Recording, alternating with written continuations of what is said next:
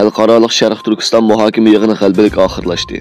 Sharq Turkiston ulamolar birligining o'rinlashtirishi bilan Istanbulda 3 kun davomlashgan xalqarалық Sharq Turkiston muhokama yig'ini 12-iyun kechda g'alabalik oxirlashdi. Mazkur muhokama yig'ini 10-iyun boshlangan bo'lib, Sharq Turkiston masalasini islom dunyosida kun tartibga keltirish qatorliq muhim masalalar muhokama qilingandan sirt, navbatda Xitoyning Sharq Turkistonda ijro qilayotgan irqiy qirg'inchilik jinoyati, jumladan islom va musulmonlarga qarshi ijro qilayotgan terror siyosati har qaysi islom ellaridan kelgan zo'r ta'sir kuchiga ega ulamolar, da'vatchilar va mutaxassislarga har xil nuqtalar bo'yicha tonishtirildi. Muhokama yig'inining oxirida aloqador muhokamalar, taklif fikrlar va Sharq Turkiston davosining asosiy gavdasini tashkil qilgan mazmunda bayonot e'lon qilindi. Bayonotni Sharq Turkiston ulamolar birligining muavin raisi Abdusalom Olim o'qib o'tdi. Bachilt qayta vazifaga o'ltirishni xohlamaydiganligini bildirdi. Sharq Turkiston ziyoratidan keyingi bayonot sababli xalqaro kuchli tanqidga duch kelgan BDT kishilik huquq oliy amaldori Michel Bachilt vazifa muddati to'shgandan keyin qayta vazifaga o'ltirishni xohlamaydiganligini bildirdi. Ma'lum bo'lishicha, Michel Bachiltning vazifa muddati bu yil 31-avgust oxirlashadi ekan.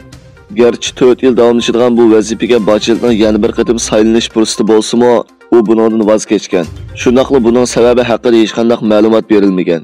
Shundaqdimi taratqular uning Sharq Turkiston ziyoratidan keyin duch kelgan xalqaro besim va tanqidlar sababli bu qarorni chiqarganligini ilgari surgan. Angliya Yevropa Ittifoqi bilan imzolagan kelishimni tek taraflik o'zgartirish uchun harakat qo'llandi. Angliya hukumat parlamentga Angliyaning Yevropa Ittifoqidan ayrilish kelishimining bir qismi bo'lgan Shimoliy Irlandiya kelishimining tek taraflik tuzilishi uchun bir qonun loyihasi sundi. Bu qonun loyihasi Angliyani tashkil qiladigan Angliya, Velish va Shotlandiyadan Shimoliy Irlandiyaga boradigan tovarlarni tamoyildan o'tkazish talabini asosan bekor qiladi. Sulaymon Soylu Qrim tatar turklariga uzun muddatli iqomat berishga başladik. Turkiya Ichki ishlar ministri Sulaymon Soylu 6-oyning 11-kun o'tkazilgan muxbirlar kutilish yig'inida Suriyadan kelgan ko'chmanlar masalasi, turk qonunliklariga uzun muddatli turish ijozatnomasi berish, Turkiyadagi chet elliklarga vaqtli turish va qo'g'dash haqqi berish qatorliq masalalar haqida so'z qildi. Soylu oldingi kuni ko'chmanlarni boshqarish idorasida o'tkazilgan yig'inda Qrim tatarlariga uzun muddatli turish ijozatnomasi berishning boshlanganligini e'lon qildi. Bosniya Hertsgovina rahbarlari Bryusselda siyosiy o'rtaq tonish hosil qildi. Bosniya Hertsgovina rahbarlari Yevropa Ittifoqining qo'llashi bilan davlatning tinchligi va muqimligini qo'g'dash, Yevropa Ittifoqiga a'zo bo'lish nuqtasiga ahamiyat berishga qo'shildi.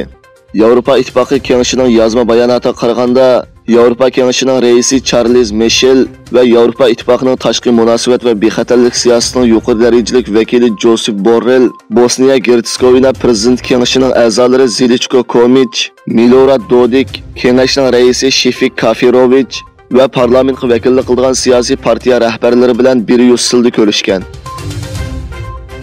Bejingda Xitoy virusi shiddat bilan kuchaymoqda. Xitoy poytaxti Bejingning nufusi eng zich bo'lgan Chaoyang rayonida Xitoy virusining shiddat bilan ko'payishi sababli 3 bosqichli ommaviy sinov yo'li qo'yilganligi e'lon qilindi. Bejing shaharlik hukumat bayonotchisi tunigun o'tkazilgan muxbirlarning kutib olish yig'inida bu shaharda qayta ko'rilgan yuqumning ig'ir ekanligini aytdi.